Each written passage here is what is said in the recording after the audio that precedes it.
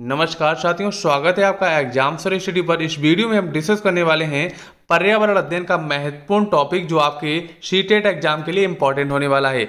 इस वीडियो में हमने ऐसे क्वेश्चन रखे हैं जो आपकी पिछले ईयर से बारी बारी से क्वेश्चन पूछे जाते हैं, यानी कि जो आपका प्रीवियस ईयर का पार्ट है ना, उसमें ऐसे क्वेश्चन है जो हमेशा रिपीट करते हैं। उन क्वेश्चन को हमने इस वीडियो में रखा है। चलिए दोस्तों, स्टार्ट करते हैं अपने पहले क्वेश्चन के साथ। इनमें से कौन वर्तमान राष्ट्रीय महिला आयोग की अध्यक्ष है ना?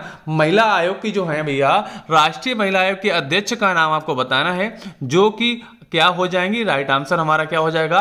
रेखा शर्मा जी हैं, जो ये भैया महिला आयोग के अध्यक्ष हैं, जिनका 2021 में 3 वर्ष के लिए कार्यकाल दोबारा अतिरिक्त बढ़ा दिया गया था, है ना दोस्तों। अगर हम बात करते हैं राष्ट्रीय महिला आयोग का जो गठन कब हुआ था, इसका जो गठन की अगर हम बात करेंगे तो 31 जनवरी और कब हुआ था? 1992 को हुआ था ना, 31 जनवरी 1992 को हुआ था। अगर हम इसके बारे में बात करेंगे, इसका मुख्यालय कहाँ है? नई दिल्ली है। अगर हम बात करें इसकी जो पहली जो अध्यक्ष थी, उनका नाम क्या था? जानकी पटनायक था। चलेंगे दोस्तों अपने अगले क्वेश्चन पर। अगला क्वेश्चन है, लोकसभा और राज्यसभा की संयुक्त बैठक किसके द्वारा आहूत की जाती है? यानी कि लोकसभा और राज्यसभा को मिला के संयुक्त बैठक कौन कर सकता है, इसके बारे में आपको आंसर देना है। अगर हम इसके आंसर की बात करेंगे तो भैया राष्ट्रपति जो है ना, लोकसभा और राज्यसभा की दोनों संयुक्त बैठक लिख सकता है। एक ऐसा ही इंसान जो पद है इंडिया में, राष्ट्रपति ऐसा है जो दोनों बैठकें ले सकता है, तो राइट आंसर हमारा राष्ट्रपति हो जाएगा। अगर हम बात करेंगे, अभी हमारी जो राष्ट्रपति नहीं बनी है, उनका नाम क्या है? द्रौपदी मुर्मू, जो एक आदिवासी समुदाय से आती हैं, जो कि एक 15वीं राष्ट्रपति बनी है ना। तो राइट आंसर क्या हो जाएगा? राष्ट्रपति हो जाएगा। चलेंगे दोस्तों अपने अगले क्वेश्चन पर। अगला क्वेश्चन है, संविधान के किस भाग में पंचायती राज व्यवस्था संबंधी प्रावधान दिए गए हैं? अगर हम बात करते हैं कि संविधान के किस भाग में पंचायती राज की बात की गई है, तो राइट आंसर हमारा क्या हो जाएगा? राइट आंसर हो जाएगा भैया, जो हमारे नमा जो भाग है ना, नवे भाग में पंचायती राज की बात की गई है। अगर इसकी बात करेंगे तो ये क्या है? 243 जो एक्ट है ना, इसमें आपका पंचायती राज के बारे में बात की गई है। अगर हम बात करेंगे, इसमें जो छठा भाग है, इसमें राज्यों के बारे में बताया गया है। अगर हम बात करते हैं, तीसरे भाग में बताया गया है मूलभूत अधिकार के बारे में बताया गया है। अगर हम चौथे भाग की बात करते हैं तो इसमें है राज्य के निर्देशक तत्व जो होते हैं, उसके बारे में बताया गया है। तो राइट आंसर हमारा हो जाएगा ए, यानी का 9वां भाग जो है, इसमें पंचायती राज के बारे में बात की गई है। चलेंगे दोस्तों अपने अगले क्वेश्चन पर। अगला क्वेश्चन है कि 74वें संविधान संशोधन का संबंध जो है किससे है? अगर हम बात करते हैं 74वें संविधान के बारे में, तो यहाँ पर जो शायरी दिख रहा है, यहाँ पे शहरी हो जाएगा आपका, है ना। यहाँ पे टाइप जो है गलत कर दिया है, तो यहाँ पे हो जाएगा आपका शहरी हो जाएगा, शहरी हो जाएगा, है ना। तो इसको हम कह सकते हैं शहरी स्थानीय जो सुशासन है, इसमें क्या है भैया? 74वें संविधान में संशोधन के संबंध में ये बात की गई है, यहाँ पे शहरी हो जाएगा, है ना। अगर हम इसके बारे में बात करें, 74वें संविधान संशोधन का संबंध जो है शहरी स्थानीय स्वशासन से है। इस संविधान संशोधन अधिनियम द्वारा शहरी स्थानीय निकायों को संवैधानिक स्थिति एवं सुरक्षा प्रदान की गई है। चलेंगे अपने अगले क्वेश्चन पर। अगला क्वेश्चन है कि किस गैस के वर्षा के पानी में घुलने से बरसात का पानी जो है क्या हो जाता है?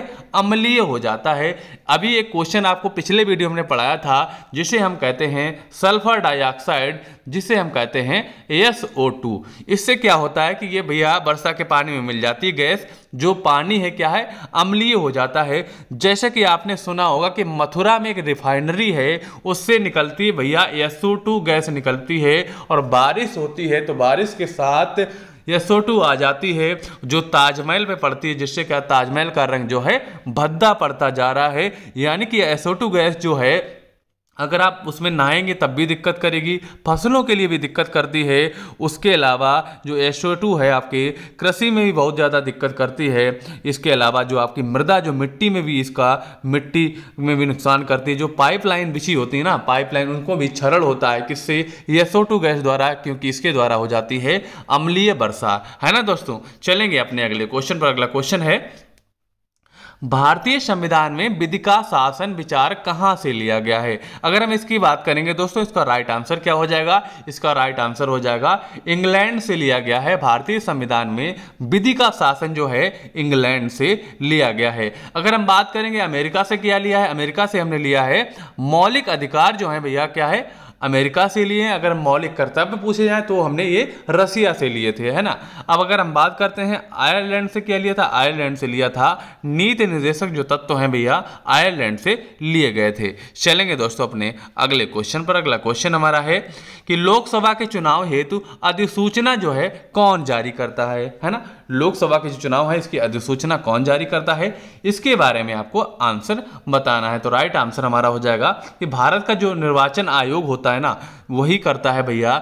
चुनाव के बारे में अधिसूचना जारी करता है। अगर हम बात करेंगे निर्वाचन आयोग की स्थापना कब हुई थी, तो इसकी स्थापना जो है 25 जनवरी है ना, 25 जनवरी 1950 को हुई थी, है ना। 25 जनवरी 1950 को भारत की निर्वाचन आयोग की स्थापना हुई थी। अगर हम बात करते हैं निर्वाचन आयोग के और कौन कौन से कार्य हो जाएंगे, तो इसका मुख्य कार्य क्या है, मतदाता सूचियों को तैयार करवाना, राजनीतिक दलों को आरक्षित चुनाव चिन्ह प्रदान करना, चुनाव कराना, राजनीतिक दलों के लिए आचार संहिता भी लगाई जाती है, जैसा कि आपने देखा होगा चुनाव से पहले। ये सारे के सारे काम हमारा जो भारत का निर्वाचन आयोग जो है करता है। चलेंगे दोस्तों अपने अगले क्वेश्चन पर। अगला क्वेश्चन है लोकसभा की कार्रवाई के प्रथम घंटे को क्या कहा जाता है ना। जैसे कि लोकसभा स्टार्ट होती है उसके प्रथम घंटे को क्या कहा जाता है, तो अगर हम इसकी बात करते हैं प्रथम घंटे को प्रश्नकाल कहा जाता है। क्या कहा जाता है? प्रश्नकाल कहा जाता है। संसद का पहला घंटा प्रश्नकाल के लिए होता है। इस दौरान क्या होता है, जो सदस्य लोग होते हैं ना वहां पर बैठे होते हैं, संसद में जो सांसद बोले जाते हैं वो प्रश्न पूछते हैं और जो मंत्री लोग होते हैं उसके उत्तर देते हैं। और प्रश्न कितने प्रकार के होते हैं? प्रश्न जो है 3 प्रकार के होते हैं। एक होता है आपका तारांकित प्रश्न, दूसरा होता है अतारांकित प्रश्न और तीसरा होता है अल्प सूचना वाले प्रश्न, है ना। क्योंकि जो सांसद लोग हैं अपने अपने एरिया से जो क्वेश्चन आते हैं पूछते हैं और मंत्री लोग उसका आंसर देते हैं। चलेंगे दोस्तों अपने अगले क्वेश्चन पर। अगला क्वेश्चन है वर्षा जल संग्रहण क्या है ना। वर्षा जल जो है संग्रहण क्या है, इसके बारे में हम बात करते हैं। तो वर्षा जल संग्रहण क्या है, इसके बारे में अगर बात करेंगे तो वर्षा जल संग्रहण भैया है वर्षा जल का जमाव और भंडारण, है ना। यानी कि बारिश जो होती है इसको दोबारा उपयोग में लाने के लिए कहीं कहीं पर तालाबों में प्रयोग किया दिया जाता है ना, सिंचाई के लिए, काफ़ी जगह पीने के लिए, है ना। और कभी कभी कुछ जल जो है क्या भूमिगत में यानी कि नीचे चला जाता है, जो वाटर लेवल बढ़ाने के कार्य आता है। यानी कि वर्षा जल संग्रहण है वर्षा जल का जमाव और भंडारण करना। चलेंगे दोस्तों अपने अगले क्वेश्चन पर। अगला क्वेश्चन है कि भारतीय गैंडा कहाँ संरक्षित है, यानी कि भारत में जो गैंडा है कहाँ पर पाए जाते हैं, किस पार्क में पाए जाते हैं। अगर राइट आंसर की बात करें तो भारत में काजीरंगा जो नेशनल पार्क कहाँ पर है, असम में है। यहाँ पर क्या है, गैंडा पाए जाते हैं, जो कि एक सींग वाले गैंडा यहाँ पर पाए जाते हैं, है ना। ये राइट आंसर हमारा क्या हो जाएगा, काजीरंगा हो जाएगा। अगर हम बात करेंगे कार्बेट नेशनल पार्क कहां पर है, ये भैया आपका उत्तराखंड में है ना, बाघ के लिए प्रसिद्ध है। अगर हम बात करते हैं बांदीपुर कहां है, बांदीपुर आपका कर्नाटक में है, जो कि टाइगर के लिए प्रसिद्ध है। उसके अलावा हम बात करेंगे गिर नेशनल पार्क जो है ये कहां पर है, गुजरात में है, जो एशियाई शेरों के लिए प्रसिद्ध है। तो राइट आंसर हमारा गेंडा वाला है, जो कि काजीरंगा नेशनल पार्क जो कि असम में है। चलेंगे दोस्तों अपने अगले क्वेश्चन पर। अगला क्वेश्चन है निम्न में से कौन सा क्रम पारिस्थितिकी तंत्र में ऊर्जा प्रवाह के संबंध में सही है, इसके बारे में अगर हम बात करेंगे तो क्या सही हो जाएगा, है ना। यानी कि पारिस्थितिकी क्रम बताना है। पहले क्या होता है, जैसे कि पेड़ पौधे और जो भी ऐसे जीव यानी कि जो खुद उत्पादक करते हैं, भोजन खुद बनाते हैं, जैसे कि पेड़ पौधे द्वारा क्या फल प्राप्त होता है, तो सबसे पहले क्या आ जाएगा, उत्पादक हो जाएगा। उत्पादक यानी कि मनुष्य ही मान लीजिए, उसके बाद मनुष्य बन गया उपभोक्ता और फलों को तोड़कर खा लिया, है ना। उसके बाद आ जाता है आपका अपघटक। तो हमारा सही क्या हो जाएगा, जो सही नियम है ना, सी वाला हो जाएगा, है ना। इसमें देखते हैं उत्पादक दिया, अपघटक बीच में नहीं आएगा, अपघटक जो है बिल्कुल बाद में आता है ना।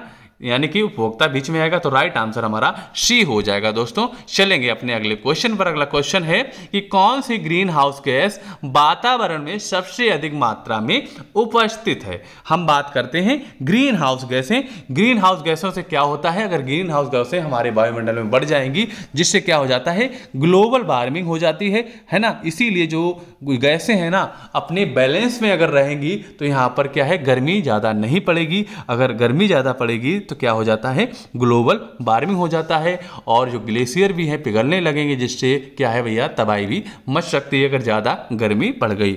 अगर हम बात करें, में क्वेश्चन पूछा गया कि सबसे ज्यादा कौन सी ग्रीन हाउस गैस वायुमंडल में पाई जाती है, तो वो होती है आपकी कार्बन डाइऑक्साइड यानी कि CO2। अब हम बात करते हैं कौन कौन सी ग्रीन हाउस गैसें होती हैं, उनके नाम आपको हम बता देते हैं। तो कौन कौन सी होती हैं, एक आपको हमने बता दी CO2 होती है, उसके अलावा आपकी जो है मीथेन भी जो है क्या होती है, ये भी आपकी ग्रीन हाउस गैस है, लेकिन क्या है, ज़्यादा नहीं पाई जाती, सबसे ज़्यादा पाई जाती है कार्बन डाइऑक्साइड। उसके अलावा NO2 भी जो है वो भी आपकी ग्रीन हाउस गैस है। उसके अलावा ओजोन है आपके अलावा, उसके अलावा क्लोरोफ्लोरोकार्बन जो CFC है, जो कि क्या है, ओजोन परत क्षरण के लिए भी मेन सिस्टम माना जाता है, यानी कि जो AC या फ्रिज से निकलती है, जिससे क्या ओजोन परत पतली पड़ रही है, उसमें वो भी आपकी क्या है, ये भी आपकी वो ग्रीन हाउस गैस के अंतर्गत आती है, CFC गैस। अगर बात करेंगे सबसे ज़्यादा कार्बन डाइऑक्साइड पाई जाती है। चलेंगे अपने अगले क्वेश्चन पर। अगला क्वेश्चन है, किस वर्णक की उपस्थिति के कारण पौधे हरे होते हैं, है ना। सबसे इंपॉर्टेंट क्वेश्चन है, काफी बार पूछा जा चुका है कि पौधे हरे क्यों हो जाते हैं। अगर इसके बारे में बात करेंगे भैया, वर्णक कौन सा है, ये वर्णक है क्लोरोफिल। क्लोरोफिल अगर उपस्थित है, प्रकाश संश्लेषण की उपस्थिति में क्लोरोफिल अगर होगा तो प्रकाश संश्लेषण हो जाता है, जिससे क्या है, पौधे के जो रंग है भैया हरा हो जाता है। तो राइट आंसर हमारा D हो जाएगा। अगला क्वेश्चन है कि मानवीय गतिविधियां जो पृथ्वी पर जलवायु परिवर्तन के लिए जिम्मेदार हैं, तो राइट आंसर क्या हो जाएगा। इसके बारे में अगर हम बात करेंगे, मानवीय गतिविधियां जो पृथ्वी पर जलवायु परिवर्तन के जिम्मेदार है, तो पहला क्या है, वनों को जलाना, वनों को नहीं जलाना चाहिए, है ना। दूसरा है कृषि क्रियाकलाप में है कुछ एरोसॉल कैन का प्रयोग, उपयुक्त सभी, है ना।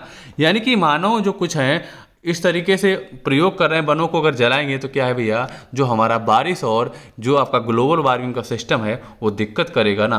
तो यही कृषि क्रियाकलाप में देखते हैं कि आजकल जो वो मनुष्य हैं या कृषि करने वाले किसान हैं, क्या करते हैं भैया कि बहुत सारे कीटनाशक जो केमिकल डालते हैं, जिससे हमारे जीवन प्रवाह में दिक्कत आ रही हैं। तो ये भी एक गलत है। अगर हम जैविक खेती करेंगे वो हमारे जीवन के लिए लाभदायक होगा।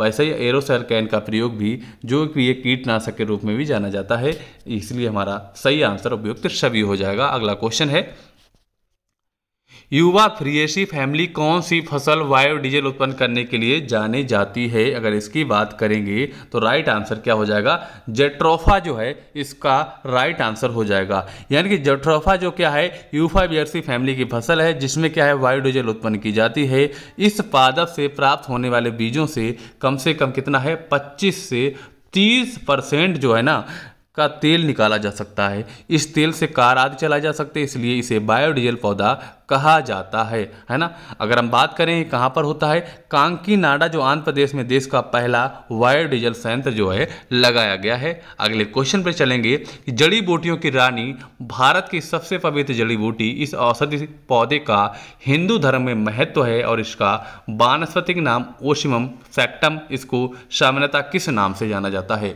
अगर हम बात करेंगे जड़ी बूटियों की रानी के बारे में, तो आपका ऑप्शन देख सकते हैं, उसमें दिया आपका है तुलसी। तुलसी एक जो है बहुत इंपॉर्टेंट पौधा है। अगर बात करेंगे, अगर चाहे हम बात करें धार्मिक तरीके से बात करें, चाहे वैज्ञानिक तौर से बात करें, बहुत ही इंपॉर्टेंट तुलसी है ना, क्योंकि इसमें बहुत अच्छे गुण पाए जाते हैं, बहुत सारी बीमारियों को ये हल कर देती है।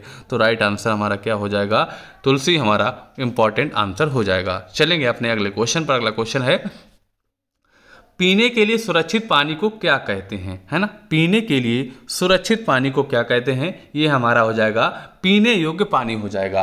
अगर हम बात करेंगे, जो हमारे पृथ्वी पर जल पाया जाता है, जो 97% जल जो है कहाँ पर पाया जाता है, समुद्र में पाया जाता है, जिसको हम पी नहीं सकते क्योंकि बहुत ज़्यादा खारा होता है। उसके अलावा लगभग में 3% पानी जो है वो पीने योग्य है। लेकिन अगर सबसे पहले आप सुन लीजिए, जो 2.4% पानी है ना वो ग्लेशियर में है। उसके अलावा उत्तरी और दक्षिणी ध्रुव में पाया जाता है, जिसको हम लाकर यहाँ पर लाकर पिघलाकर पी नहीं सकते हैं। लेकिन अगर हम बात करेंगे झीलों, तालाबों और भूमिगत जल में कितना पाया जाता है, वो आपका पाया जाता है 0.065 जो जल परसेंट है ना, इतना ही हमारे लिए पीने योग्य है तो लगभग 3%, लेकिन वो जल ग्लेशियर में है, उत्तरी ध्रुव में है, दक्षिण ध्रुव में है, जो बर्फ के रूप में है, जो हमें प्राप्त नहीं हो सकता है ना। अगर उसको हम लाएंगे वहाँ से पिघला के वो बहुत महंगा पड़ेगा, है ना। इसलिए हमारे जो पीने योग्य जल है ना 0.65% है ना। चलेंगे अपने अगले क्वेश्चन पर। राइट आंसर हमारा हो जाएगा ए, हमारा जो है राइट आंसर हो जाएगा। अगले क्वेश्चन पे चलेंगे। वर्ष 1984 की भोपाल गैस त्रासदी में निम्न में से गैस के रिसाव के कारण हुई थी, है ना। जो भोपाल गैस त्रासदी हुई थी ना 1984 में, किस गैस के कारण हुई थी अगर हम बात करेंगे तो मिथाइल आइसोसाइनाइड गैस है जो इसका रिसाव हो गया था, है ना। अगर बात करेंगे ये घटना कब की है, 1984 की है। इस घटना में भैया क्या हुआ था कि 2500 से ज़्यादा व्यक्ति मारे गए थे। आंकड़ा जो सरकारी है 2500 है, हमें लगता है इसमें और रियल तरीके से लोग हैं बहुत ज़्यादा मरे होंगे और बहुत ज़्यादा लोग जो हैं घायल हो गए थे। एक बहुत बड़ी घटना हो गई थी। कब हुई थी, 1984 में। तो राइट आंसर हमारा क्या हो जाएगा, ए हो जाएगा। अगला क्वेश्चन है, विश्व पर्यावरण दिवस कब मनाया जाता है ना। विश्व पर्यावरण दिवस जो है कब मनाया जाता है, ये 5 जून को मनाया जाता है। और योगा दिवस आपका 21 जून को मनाया जाता है ना। पर्यावरण दिवस 5 जून को मनाया जाता है ना। राइट आंसर हमारा 5 जून हो जाएगा। 2022 में स्वीडन ने इसकी क्या की थी, अध्यक्षता की थी। अगर इसकी हम बात करते हैं, थीम क्या थी 2022 में, केवल एक पृथ्वी, ये इसकी थीम थी। किसकी, ये भैया आपकी हो जाएगी पर्यावरण की, है ना। चलेंगे अपने अगले क्वेश्चन पर। अगला क्वेश्चन है, एम.एस. स्वामीनाथन क्या थे। एम.एस. स्वामीनाथन का आपने नाम सुना होगा। ये क्या थे, ये भैया थे आपके कृषि वैज्ञानिक थे, यानी कि एक हरित क्रांति के जनक भी थे। इन्होंने भैया भारत में सबसे पहले हरित क्रांति की नींव रखी थी। इन्होंने ही हरित क्रांति करवाई थी, जिससे क्या वो खेती में बहुत ज़्यादा सुधार आया और जो फसल है उसकी उत्पादकता बढ़ाने में बहुत ज़्यादा सहायक है आपकी हरित क्रांति, है ना। अगर पूछा जाए कि विश्व के हरित क्रांति के जनक कौन थे, तब थे आपके नॉर्मन बोरलॉग। अगर भारत के पूछे जाएं तब थे आपके एम.एस. स्वामीनाथन, है ना। अगर दोस्तों आपको हमारा वीडियो अच्छा लगा, वीडियो को अवश्य लाइक करें, शेयर करें। अगर चैनल को आपने सब्सक्राइब नहीं किया, सब्सक्राइब कर लें, जिससे आपको डेली की डेली वीडियो मिलती रहे। अगर आप हमारे Telegram channel exam sir study से जुड़ना चाहते हैं, आपको लिंक भी मिल जाएगी डिस्क्रिप्शन में। उसके अलावा आप सर्च करके भी एग्जाम सर स्टडी से टेलीग्राम पे भी जुड़ सकते हैं। उसके अलावा हमारा फेसबुक पेज है एग्जाम सर स्टडी, वहाँ पर भी चाहे तो आप जुड़ सकते हैं। अब आपको मिलेंगे हम अगले वीडियो के साथ, तब तक के लिए जय हिंद, वंदे मातरम साथियों।